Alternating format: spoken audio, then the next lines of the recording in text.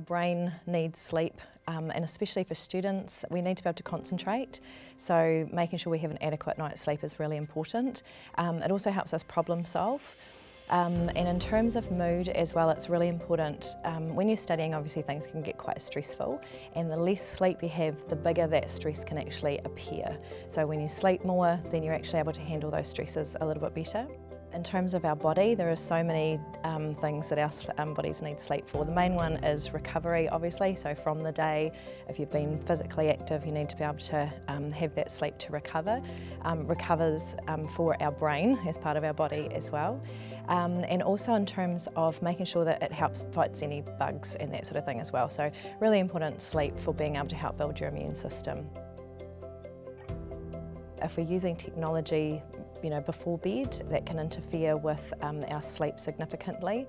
So that comes as sort of a whole lot of different levels. So there's things like obviously the light from the technology interferes with you being able to get a good night's sleep. So going back to that, your brain can't code when it's not being able to settle down, and the blue light interferes with that.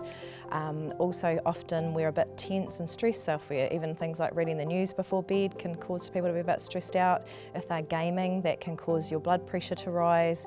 It makes you tense, and you actually become more awake rather than actually going to sleep. If it's not technology and you're looking at other things in terms of insomnia, there are, obviously you could visit a pharmacy and ask for some help around with that, or it might be just as simple as creating a really good routine for sleep. So that might be, certain things that you do the same every night, creating some space to have relaxing time as well. So just, whatever that looks like for each person. For some people that might be just quiet time, quiet music, turning the lights down low, or mindfulness as well as another option. So there's a lot of apps that you can get, and although that is technology, you put it on and close it beside your bed and listen to that as well. And that can just help people get into that really good deep rest. There's definitely foods for some people that can interfere with sleep, and that's just, again, individually. So some people might find that, cheese or bananas just interfere with their sleep. So it's just, I guess, about being aware of that sort of thing. Caffeine can definitely interfere with helping get off to sleep. So, some people might choose to have a decaffeinated drink rather than using a full caffeinated drink, or reducing it, so maybe not having it after 3 p.m, not having any coffee or caffeinated drinks.